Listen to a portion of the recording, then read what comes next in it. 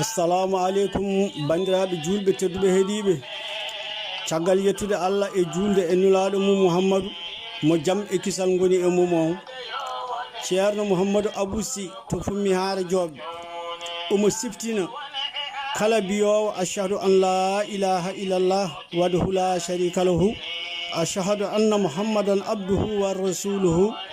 aadi bil aadi salade aadi ɓuuri firtude aadi ko aadi mo badduɗen e ceerno men kalifa men ceerno Aliou Thiam to Wourossogui e Dindeje aadi o ko ñande 4 e 5 jolal woni 4 e 5 novembre hitande 2022 ceerno Aliou Thiam en ara Fummi Haare Joɓɓe ñande 4 kikiɗo ɓurdi o no duwe jamma o waɗe hirde so weeti wona jonde ziyara on eɗen geeri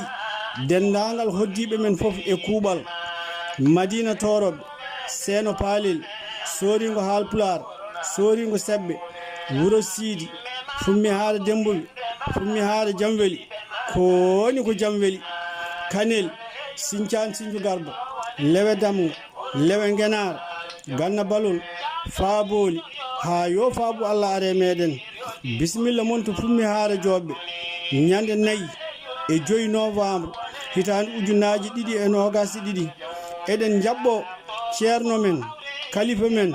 ceerno Aliou Thiam mo Wourossogui e Dindeje kono min mbimi ko Wourossogui to duɗe ɓuuro ana lomti Dindeje fuutankoɓe foof ɗuwima e barke ɗeɗo duɗe yo Allah rokku en tawede e o saaha mo wuuri e garal ceerno Aliou Thiam to Fummi Haare Joɓɓe ñande 4 e 5 jolal woni novembre hitande 2022 ko ñalɗi diine ko ñalɗi dowuji ko ñalɗi jokkere endam